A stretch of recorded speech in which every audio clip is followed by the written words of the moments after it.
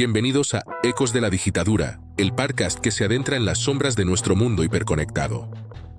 En esta serie de programas, conversaremos con Antonio García, autor del polémico libro Digitadura, los parásitos digitales, para desgranar, capítulo a capítulo, una de las tesis más inquietantes de nuestro tiempo, la idea de que, sin darnos cuenta, hemos construido una nueva forma de dictadura. Una dictadura sin tiranos visibles, cuyos barrotes están hechos de conveniencia, dopamina y algoritmos. En este primer episodio, El amanecer de la digitadura, exploraremos la chispa que encendió la mecha de este libro. Descubriremos qué son exactamente los parásitos digitales y por qué su poder es tan invisible como absoluto.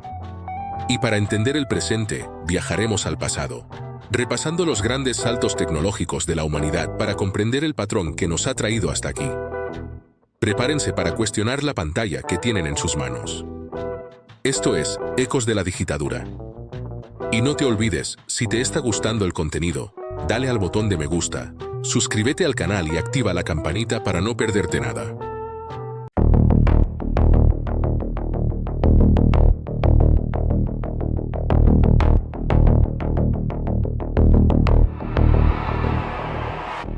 Antonio García, un gran honor. Bienvenido a Ecos de la Digitadura, un espacio para reflexionar. Es un placer inmenso tenerte aquí para inaugurar esta serie de conversaciones importantes. El placer es mío, Mr. Parasite. Gracias por la invitación para inaugurar tu podcast y darme la oportunidad de presentar el libro. Es un espacio necesario.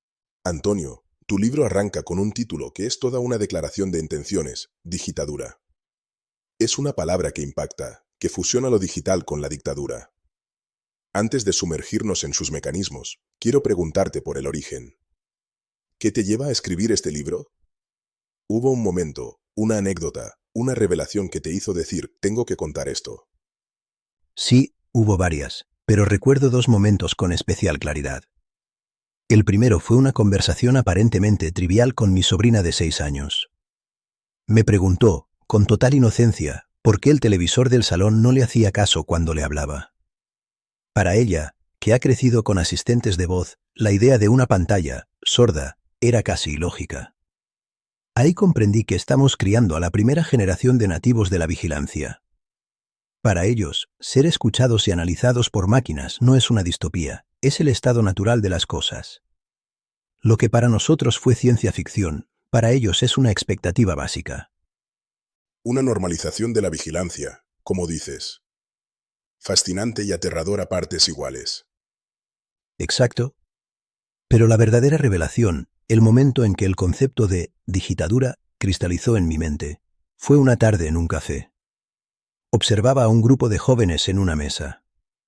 Estaban juntos, pero a la vez completamente aislados, cada uno absorto en su propio universo digital.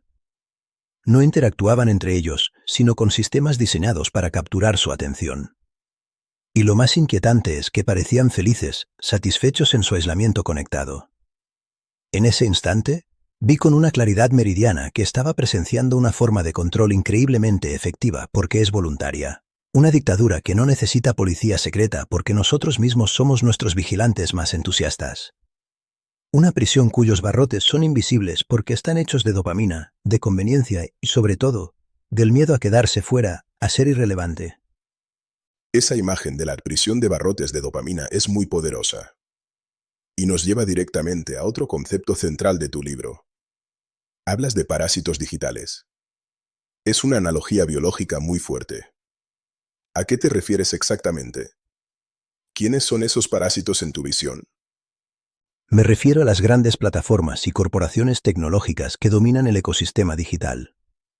La analogía del parásito es precisa porque, como un parásito biológico, estas entidades se alimentan de su huésped, nosotros, de una forma que beneficia exclusivamente al parásito, a menudo en detrimento del huésped. Se alimentan de nuestros datos, de nuestra atención, de nuestro tiempo. Y lo hacen de una manera muy sutil. No nos roban a punta de pistola, nos seducen con servicios gratuitos, con entretenimiento infinito, con una comodidad sin precedentes. A cambio, nos infectan con sus lógicas, la lógica de la productividad constante, la lógica de la comparación social, la lógica del consumo perpetuo. Han pasado de ser herramientas que usábamos a voluntad a ser un entorno que nos moldea, que condiciona nuestro comportamiento y nuestros pensamientos sin que apenas nos demos cuenta. Para entender cómo hemos llegado a esta simbiosis tan desigual, en tu libro dedicas una parte importante a mirar hacia atrás, a la historia de la tecnología. Argumentas que lo que vivimos hoy no es una anomalía, sino la aceleración de un patrón muy antiguo. Llévanos al principio. ¿Qué patrón observas en los primeros grandes saltos tecnológicos, como la invención de las herramientas de piedra o el dominio del fuego? El patrón fundamental es que la tecnología nunca es neutral y sus consecuencias siempre desbordan su propósito inicial. La primera herramienta de piedra no fue solo un utensilio para cortar, fue una extensión de la mano que cambió nuestra relación con el entorno y, eventualmente, nuestra propia evolución. Pero el ejemplo del fuego es aún más claro. Su función primaria era dar calor y protección. Sin embargo, su impacto más trascendente fue social. Alrededor de las hogueras nacieron las primeras conversaciones complejas, la transmisión de historias, la cultura. El fuego, en esencia, hackeó el ciclo día-noche y creó un espacio-tiempo para el desarrollo de la comunidad y el pensamiento abstracto. Ninguna tecnología es solo una herramienta, siempre es, a la vez, un catalizador de nuevas formas de ser y de organizarse.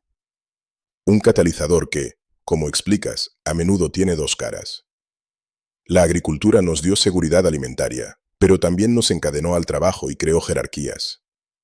La escritura nos dio memoria, pero también burocracia y control. Y en ese recorrido, llegas a un punto que consideras clave, la invención de la imprenta de Gutenberg. ¿Por qué fue tan revolucionaria y qué paralelismos directos trazas con la era de Internet? La imprenta fue el primer gran golpe a la centralización del poder a través del control de la información. Antes de Gutenberg, el conocimiento era un monopolio de la Iglesia y la aristocracia. Los libros eran objetos de lujo, copiados a mano, y la interpretación de la realidad estaba en manos de una élite muy reducida. La imprenta dinamitó ese monopolio. De repente, las ideas heréticas, científicas, políticas, podían replicarse y difundirse a una velocidad y escala nunca vistas.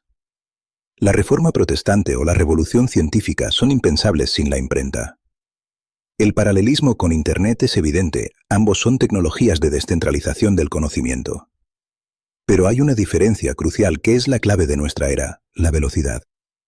La revolución de la imprenta se desarrolló a lo largo de siglos. Tuvimos tiempo para adaptarnos, para crear nuevas instituciones, para desarrollar un pensamiento crítico frente a la avalancha de información. La revolución digital está ocurriendo en décadas, a veces en años. Nuestra capacidad de adaptación institucional, psicológica y biológica simplemente no puede seguir el ritmo. Y en esa brecha, en esa asincronía, es donde la digitadura prospera. Nos dejas con una idea muy potente. La velocidad como el factor diferencial que convierte una revolución en una posible dictadura. Hemos hablado del origen de tu libro, hemos definido conceptos clave como digitadura y parásitos digitales, y hemos visto cómo la historia de la tecnología nos ofrece un mapa para entender el presente.